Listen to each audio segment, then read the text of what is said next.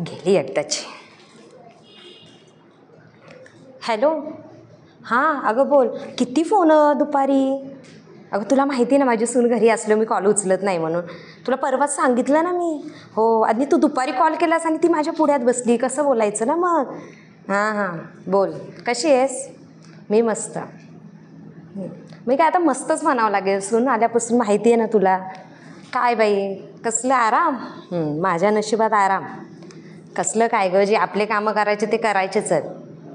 ऑफिसवाल्या सुना केल्यावर काय होणार आहे माहिती आहे ना तुला.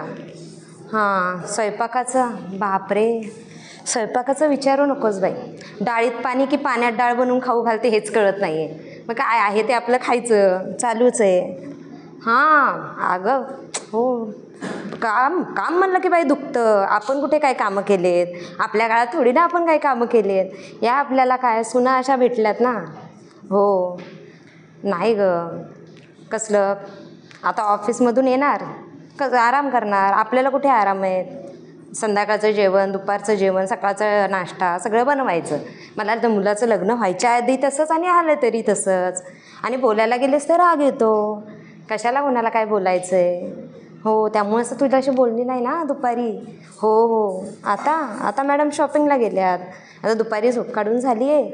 हो नाही गं. तुझं आहे ते तुझं नशीब आहे. आमचं तसं नाही आहे ना गं. हो हो हां नाही गं. आता झाला 6चा टायमिंग झाला. आता जेवणाचा टाईम. आता स्वयंपाक करायची घाई. आता मॅडम येतील आरामात. हो आता काय तुला सांगितलं ना शॉपिंगला जाऊन येतील तर आहेत आपल्या इथे. नाही नाही ठीक आहे बरं चल. मला एवढं तुझ्यासारखे फुरसत नाही अगं.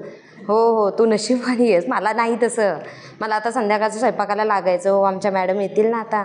चालेल चालेल ठेवते मग. चल बाय. हो चल.